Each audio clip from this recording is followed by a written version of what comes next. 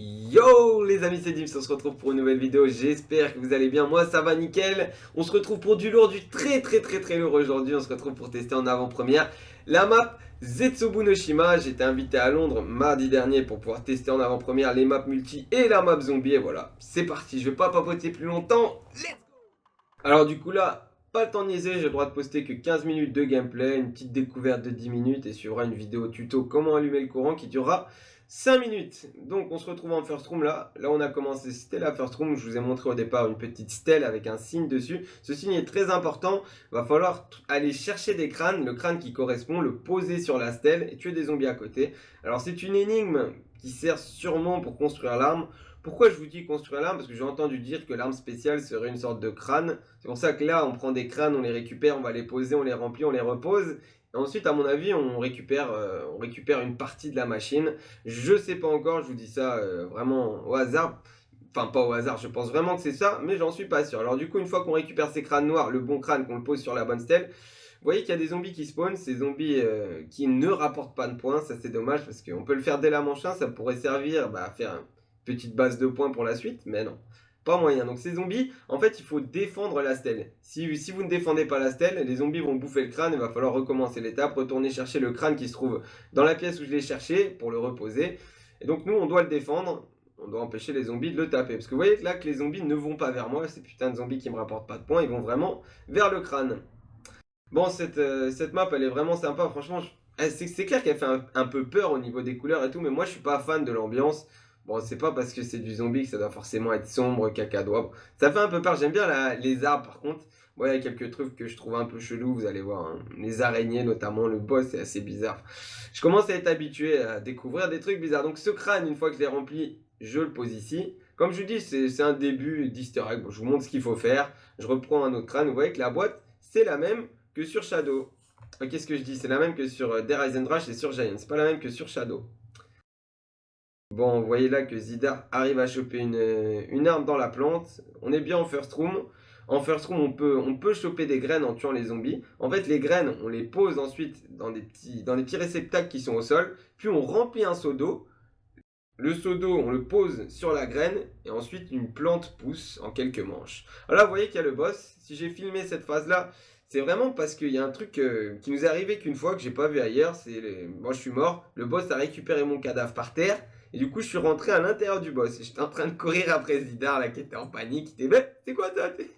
Ça m'a bien fait rire. Bon, il y a moyen de faire quelques petits trucs marrants quand même sur cette map. Donc la first room, dans laquelle on se trouvait, là, avec des bonbons, sans réa, avec une sorte de mare. Là, vous voyez, je viens de ramasser une petite graine. Voilà, c'est une fleur morte que je viens d'enlever. Alors du coup, si vous voulez faire pousser une plante, il faut planter une graine dans ce trou là sur lequel je viens juste de passer. Ensuite, aller chercher un seau d'eau. Évidemment prendre de l'eau, mettre l'eau sur la plante et en quelques manches la plante pousse. Alors dans la plante, qu'est-ce que vous pouvez avoir? Vous pouvez avoir sûrement une arme. Bon, pour l'instant on a eu des MR6, le petit flingue du début et Zidar a réussi à avoir un lance-roquette en first room. Donc grâce à ça on va sûrement pouvoir avoir des armes dans la first room. Mais après qu'est-ce qu'on peut avoir d'autre? Ça, je sais pas et je peux pas vous en dire plus. Alors vous avez vu aussi que j'ai mis quelques coups de sabre sur l'atout marathon un petit peu plus tôt. C'est pour vous montrer que les atouts bougent, mais on va voir ça un petit peu plus tard. Alors là vous voyez que je me suis cogné contre une sorte de pustule. Vous pouvez aussi mettre un coup de couteau dessus. Ça fait échapper de la fumée et cette fumée vous fait tousser, elle vous ralentit. Pareil, on ne sait pas encore à quoi ça sert. Bon là je vais planter une petite graine pour plus tard. Si je passe ensuite avec un seau d'eau, je vais la faire pousser. Bon, on fait un petit tour vite fait de la map. Alors oui, comme je vous disais, les atouts ont des positions aléatoires. Au début de la map, il y a un avion, bon, à chaque manche, un peu comme sur Nuketown, qui largue les atouts. Donc ils auront des positions aléatoires pendant la partie. Là, vous visitez une des pièces qui sert pour ensuite ouvrir la porte qui va servir à allumer le courant, parce qu'il y a plusieurs étapes. Bon, vous verrez ma vidéo qui va sortir dans quelques minutes. Vous voyez un nouvel atout à cet endroit-là. Vous verrez plus tard que je retrouve aussi l'atout marathon. Donc j'ai essayé, parce que vous voyez qu'il y a aussi des sortes de toiles d'araignée un peu bizarres. Ça montre qu'on peut pas passer, mais est-ce qu'on va pouvoir passer plus tard? J'en sais rien. Bon, ça y est, on passe enfin sur un gameplay où il y a du son, je suis désolé. Sur toutes les autres phases de gameplay, il n'y a pas de son. Pourquoi? Parce que mes enregistrements ont foiré. Mes enregistrements n'ont pas vraiment foiré, mais c'est le son.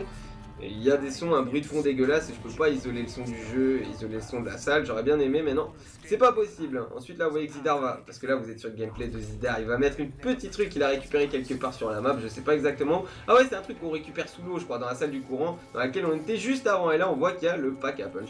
Je suis pas sûr qu'on puisse y accéder dès maintenant. Bon il y a pas une fois où j'avais 5000 points spécialement pour, du coup je peux pas vraiment vous dire. Bon là vous voyez que c'est Zidar, il ramasse un MR6, il a échangé 5 Kuda contre un MR6, il a dû avoir le seum. Il a dû avoir un peu le seum, mais bon. Alors là, vous vous retrouvez dans la partie de la map. Bon, là, il sort de cette partie de la map qu'on ouvre. À partir du moment où on a ouvert le courant, on peut ouvrir une porte gratuite qui nous donne accès à tout ce sous-sol là. Et dans ce sous-sol qui est vraiment grand, il y a beaucoup de portes à ouvrir et c'est quand même assez complexe. Vous verrez plus tard qu'il y a aussi une énigme comme celle qu'on a faite au spawn avec les crânes. Là, vous voyez un truc très intéressant. Vous voyez qu'il y a un trap. Trap, c'est quoi en anglais? C'est les pièges. Vous voyez qu'il y a un piège électrique. Alors, je peux pas vous dire si ces pièges one-shot les zombies, peu importe les manches. C'est surtout ça qui va être intéressant pour les vrais joueurs zombies. Est-ce qu'il va y avoir des vraies stratégies de pièges ou est-ce qu'il va y avoir des stratégies de bolos de camp où on va regarder le sol et tirer à nos pieds? Vous voyez que l'atout que j'ai vu avant ici, c'était l'atout passe-passe et maintenant c'est marathon, ce qui prouve que la position des atouts est aléatoire. Bon, toujours cette toile d'araignée là sur laquelle on bute, c'est un peu bizarre. Tu mets un coup de couteau sur la toile d'araignée et t'entends un bruit métallique. Bon, c'est pas super bien fait à ce niveau-là, mais ça va. Vous voyez que là, c'est Zidar, défouraille. Là, il est en mode défouraille avec sa BRM ou BMR, je sais même pas. Il se met en mode boîte à 10. Alors, les boîtes n'ont pas changé. Pour info, moi j'ai eu les singes dans la boîte, donc il n'y a pas de harnais, il n'y a pas de truc chelou. Je pense que c'est vraiment des singes de base et qu'il n'y a pas de truc. Franchement, dans la boîte, j'ai rien vu qui m'a choqué à part la Kuda. La Kuda dans la boîte, qui n'était pas dans la boîte jusque-là. J'ai vu la Pharo sur le mur.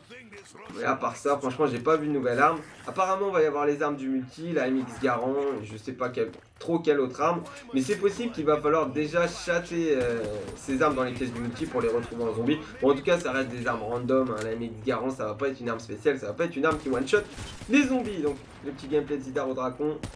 Et là, qu'est-ce qu'on va voir? On va voir Zidar qui prend la tyrolienne. Donc, j'avais vraiment envie de montrer cette phase de gameplay, la petite phase tyrolienne. T'as la Shangri-La, t'as l'ancienne petite tyrolienne à la Shinonoma.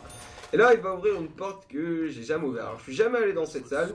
Si je vous ai montré cette phase de gameplay, c'est vraiment que cette salle, je ne l'ai jamais ouverte. Du coup, je me suis dit, c'est intéressant. Il est en train de lécher les murs, de regarder bien ce qui se passe. Bon, cette map, elle a l'air sympa. Mais elle est quand même un petit peu bizarre. On voit aussi qu'il y a une plante à faire pousser ici. À mon avis, la plante qu'on fait pousser ici, je sais pas, va apporter un truc chelou. Elle va apporter un truc bizarre. Bon, après, j'en sais rien, je dis ça un peu au hasard. Alors là, dans ce détail de couloir, Zidar a trouvé la deuxième stèle pour faire l'énigme des crânes. Bon, il l'a pas fini. On l'a pas fini, cette énigme, on aurait pu. Mais quand on a fini de jouer, au bout de quelques parties, on avait quand même une longue route dans les dents. On était quand même assez fatigué. Pour vous dire, j'étais vraiment le seul à rester derrière les consoles. Jusqu'au bout. Les autres ont un peu lâché l'affaire, mais en même temps, c'est pas évident. Comment tu veux faire une game de zombies en sachant que tu vas pouvoir jouer 20 minutes? On n'aurait pas pu aller de toute façon plus loin qu'on avait déjà été, donc c'est pas évident. Alors là, Zidar, en mode esquive, gauche-droite, il prend la bombe. Il a géré. Bon, qu'est-ce que je pense de cette map? Franchement, c'est pas vraiment mon truc. Moi, je préfère des maps plus style à l'ancienne, à la The Giant. Je sais qu'il va y avoir un bouclier. Pour l'instant, on n'a pas vu la tour araignée. Bon, je suis content. Ça va beaucoup dépendre de l'arme spéciale, ça va beaucoup dépendre de la stratégie. Est-ce qu'on va pouvoir camper pendant des heures comme sur des Rise and Rush? Moi, je suis un mec qui a besoin de difficulté. Je préfère recommencer 50 000 fois le même truc trop dur et mourir et jamais y arriver plutôt que... Je m'ennuie quand je campe en regardant dans le sol pendant 5 heures. Et de toute façon, je comprends pas. Des gens regardent des streams de gens qui campent sur des Rise and Rush. Après, quand tu vois jouer Capino, tu te dis, bon, c'est pas la même map. c'est différent, tu vois. Mais bon, il y a des fois, moi, j'aime pas cette map. J'aime pas camper. Moi, je veux de la difficulté. Je joue pas en zombie pour passer des manches. Vous voyez, je joue en zombie pour jouer en zombie, pour esquiver. Pour m'amuser. Vous voyez que Zidar, là, il galérait sur le petit fils de pute de boss. Bon, je vous remercie d'avoir regardé ce gameplay, les gars. On se donne rendez-vous très bientôt déjà. Une vidéo qui sort dans quelques minutes. Tuto pour allumer le courant. Allez, on se retrouve dès demain, 10h en live. Tchuss! Inhaling airborne fungus is more vile than I expected.